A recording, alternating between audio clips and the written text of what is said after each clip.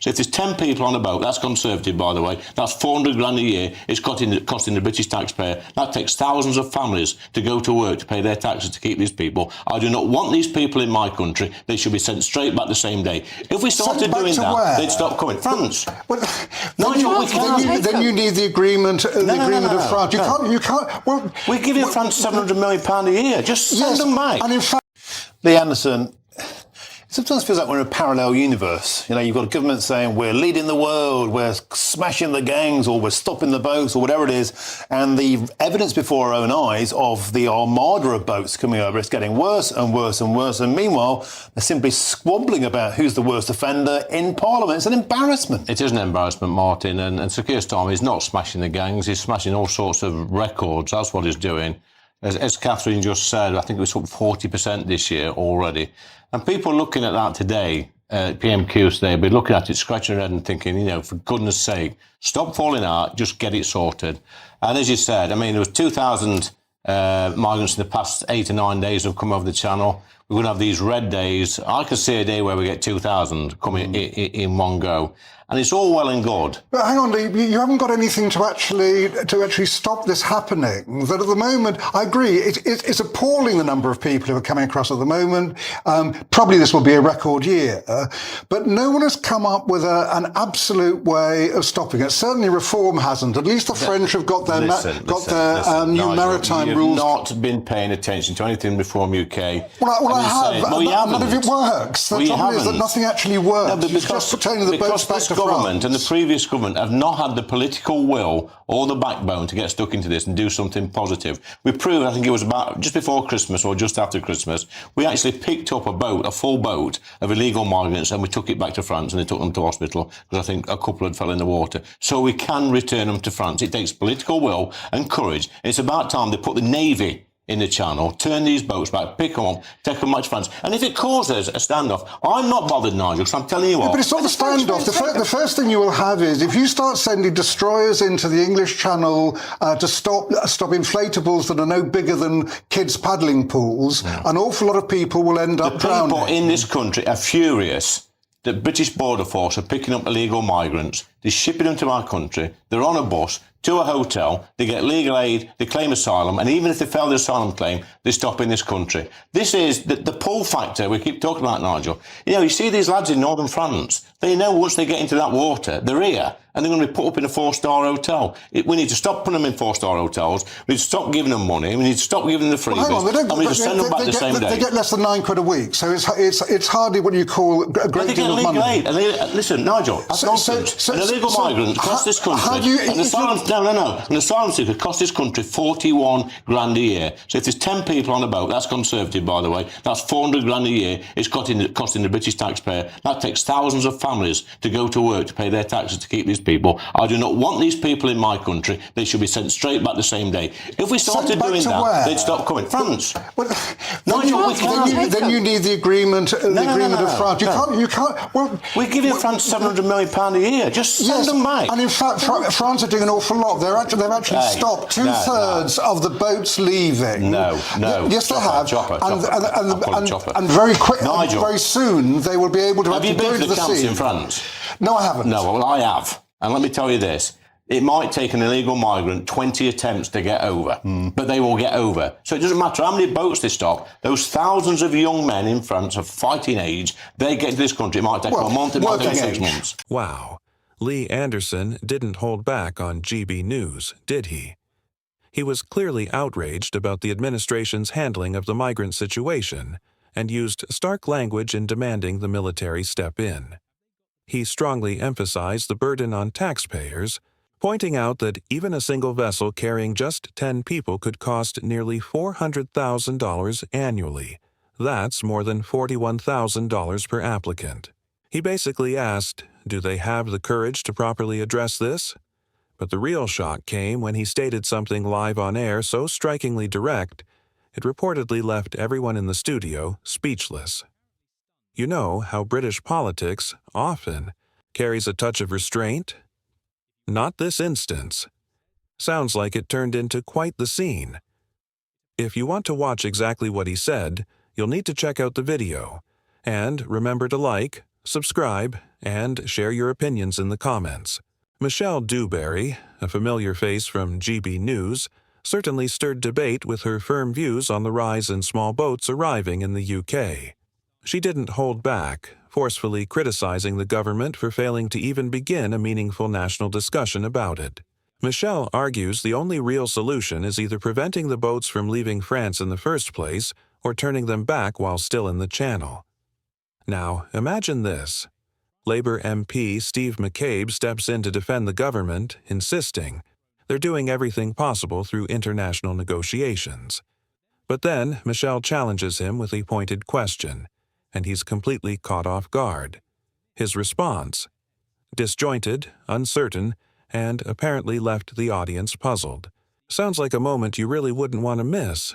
Yeah, but another idea that pricked my ears up, so it did, was a suggestion that you could look at now potentially restricting visa quotas to the countries that essentially refuse to do their bit in stopping illegal migration. Steve McCabe, your thoughts? Well, I think it depends what countries we're talking about. I actually think there are some African countries that make it far too easy for people to get on the migrant route. And I think if you were to take some action there, that might actually have some benefit. Is this really innovative, though? It was sold to us today as kind of like, yes, you know, we're really essentially being not entrepreneurial, but so creative in our thinking, is it? Well, I think what we're trying to do is look at every option possible. Look, nobody has succeeded in stopping the boats so far. Lots of people have said they were going to stop them. No one succeeded. Everyone Australia agrees. did. Operation Sovereign Border had none of it. They did. They deployed things like turnbacks, pushbacks, and all the rest of it. They managed to stop their boats. Well, I don't know what you're suggesting. We tow them back across the English Channel. Yeah, but you look at me there as if that's a daft suggestion. I think that's a very, I just wonder how easy it would be to do that. It's a genuine question. What I would like to see explored, because the mental gymnastics that people seem to be going through to come up with all these different ideas of all these random things we could do once people reach these shores and so on. What can we put them in? Where can they live? I find that fascinating. But I feel very perplexed that there doesn't seem to be a proper national conversation originating from this government, which is looking at how do we stop these people reaching these shores in the first place? How do we literally explore pushing those boats back, turning those boats back? Because actually, you can go around the houses, but when all's said and done, the only way you're going to stop it is literally stopping those boats either coming out of the shore at Calais or pushing them back to Calais. That's it, really. Well, I mean, my view is that the government is doing what it can by negotiating international arrangements, by trying to stem this much further down the line than before they get to France. We are not finding it easy. We're not that different from any other European country I can think of in trying to deal with the problem. And we have to keep at it until we find a way of breaking the gangs and of stemming the number who are actually getting to France in the first place. Whenever you board anyone, go on the likes of TikTok. It's like some kind of random travel brochure. Okay, so check this out. Angela Rayner had a really tough time at Prime Minister's questions this week. Things turned incredibly heated during a fierce exchange about grooming gangs. In a deeply emotional moment, Rayner tried to push back, but she was overwhelmed by a wave of sharp criticism from the opposition. They pressed her hard on Labour's reversal of stance. First, they rejected a national inquiry, and now they've made a complete U-turn. It seems she just couldn't regain control of the situation after that. You've got to watch the clip to see this intense confrontation for yourself. Thank you, Mr. Speaker. I associate myself with the Deputy Prime Minister's remarks about the tragic air crash in India and, of course, what she said about our dear colleagues Joe Cox and Sir David Amess. I also join her in calling for de-escalation between Israel and Iran, while noting everything possible must be done to stop Iran getting a nuclear weapon. Yesterday, the Leader of the Opposition and I met with survivors and family members of the rape gang scandal. Fiona, Teresa, Lucia and Marlon. They told us how authorities deliberately covered up the systematic rape of young girls and some boys by gangs of predominantly Pakistani heritage men. They covered it up because they cared more about so-called community relations than about protecting vulnerable girls. That is disgusting. The survivors told us they will only have confidence in an inquiry if it is independently led, has full statutory powers, covers all 50 towns affected, including Bradford, if those who covered this up are prosecuted, if foreign perpetrators are all deported, if survivors are closely involved, and if it is set up before the summer recess. Can the Deputy Prime Minister give the survivors and their families those assurances? Deputy Prime Minister. Well, Mr. Speaker, first of all, can I thank him for his tone and putting the survivors and victims at the heart of his question here today. I think it's absolutely right that we all look at what's happened over the last couple of decades, the countless reports that we've had, and we look to implement that. He's absolutely right to also talk about the confidence people must have in that independent inquiry.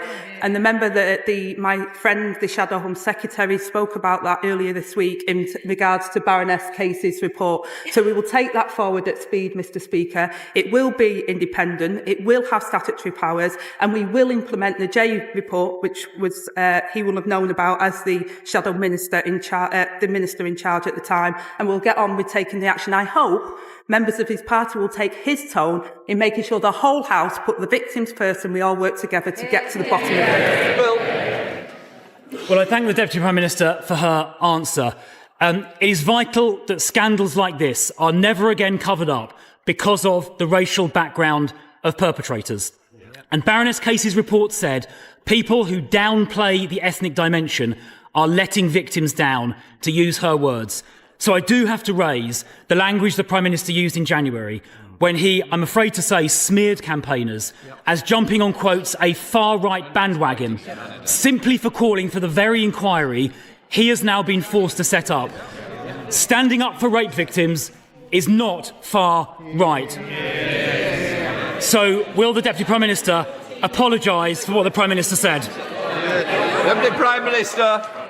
Well, I say, Mr. Speaker, that the Prime Minister did not just raise issues but acted on them. He brought the first prosecutions against grooming gangs, called for action to address ethnicity issues in 2012. And the honourable member will know that the data that the previous government collected was inaccurate and not complete. And Casey recognised this, and it's one of the recommendations that we will be taking forward. The Prime Minister made those comments specifically about Tory ministers who sat for years in the government and did absolutely nothing about this scandal. Smearing campaigners, standing up for rape victims as far right is completely unacceptable, and the Prime Minister should never have said that. And I commend his predecessor, the member for Richmond, for the grooming gangs task force he set up, which led to 550 arrests in its first year. Now, Baroness Casey's report also said that a significant number of rape gang perpetrators were non-UK nationals or were asylum seekers, many of whom entered the country illegally. And we know, of course, that most illegal immigrants crossing the Channel are young men, contrary to what the Chief Secretary said last week. So does the Deputy Prime Minister now accept that the small boats crisis is a crisis of public safety as well as a border crisis? Deputy Prime Minister. Well, Mr. Speaker, this is a very serious issue and more needs to be done. And let me update the House. Working with our allies, we've carried out a series of major arrests to tackle smuggling gangs behind this vile trade. In the past month, a ringleader that smuggled almost 4,000 migrants has been jailed for 25 years.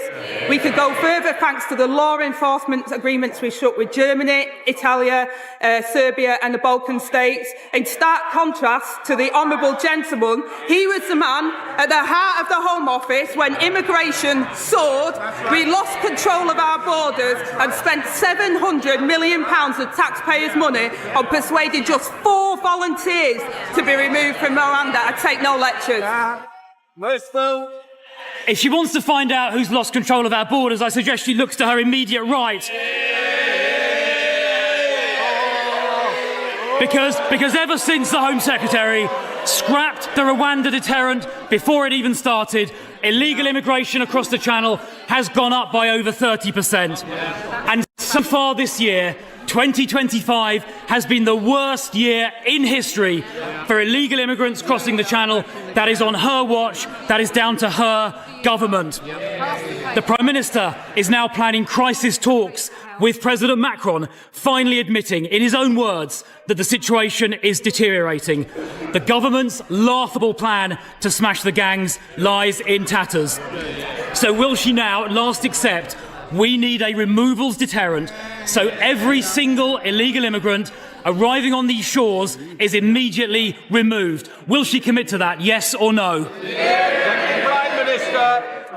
Well, Mr. Speaker, if they want to argue that 40,000 arrivals since July 24 are down to the scrapping of the Rwanda scheme, they need to explain why there were more than 43,000 arrivals in the same period starting in July 22 when the Rwanda agreement was in place. It's absolute rubbish, Mr. Speaker. They lost control of our borders. We're getting control of our borders. He needs to apologise. Crystal. I don't see how she has the brass neck to claim she's got it under control. When the numbers crossing the Channel this year are the highest in history. She asked about the Rwanda deterrent. I'll repeat, she obviously wasn't listening to what I said earlier. The Rwanda scheme never started. And indeed illegal immigrants in Calais said they were... Order! Order! Just do it. I want to hear the question, and I'm sure our constituents want to hear the question and the answer. Crystal. Thank you, Mr. Speaker. The Rwanda scheme never started. Illegal immigrants in Calais were saying before the election how much they wanted the Prime Minister to get elected because he would help them get here. When Australia started a similar scheme about 10 years ago, it worked within a few months. Now, Mr. Speaker, as a consequence of the government losing control, they are now accommodating growing numbers of illegal immigrants, many of whom cross the Channel, in asylum, hotels and flats. The Home Office's suppliers are now actively offering above-market deals to landlords to get hold of their properties to be used for illegal immigrants. In the meantime, hard-pressed young people here are unable to rent or buy. So why is this government prioritising housing for illegal immigrants above housing for our young people? So again, Mr. Speaker, I gently say to the right honourable member opposite that under their watch, immigration increased fourfold until it reached almost 1 million in a single year. They also created the backlog, 400 hotels, which we've reduced to just over 200 hotels in the first 12 months of us being in government, Mr. Speaker. £1 million a day spiffed up the wall because they were so incompetent. We're building the homes that they failed to deliver over 14 years of consecutive failure by their government. They should apologise while we get on with the job of rebuilding Britain. Crystal. Goodness me, she's got a cheek. Housing starts in Q4 last year went down. Her mission to rebuild Britain is not going very well. She talks about asylum hotels. She obviously hasn't looked at the most recent numbers. The number of people in asylum hotels was higher in March this year than it was at the time of the last election. And she gave no answer about the priority being given to illegal immigrants over people living here already. Now, Mr. Speaker, a Zimbabwean paedophile due for deportation was recently allowed to stay in the UK because a court found he might face, quote, some hostility back in Zimbabwe, apparently breaching his Article 3 rights. What about the rights of children here to be protected from this dangerous paedophile? Who's looking out for their rights? Not the government. There are thousands of cases like this involving foreign criminals. So there is a solution.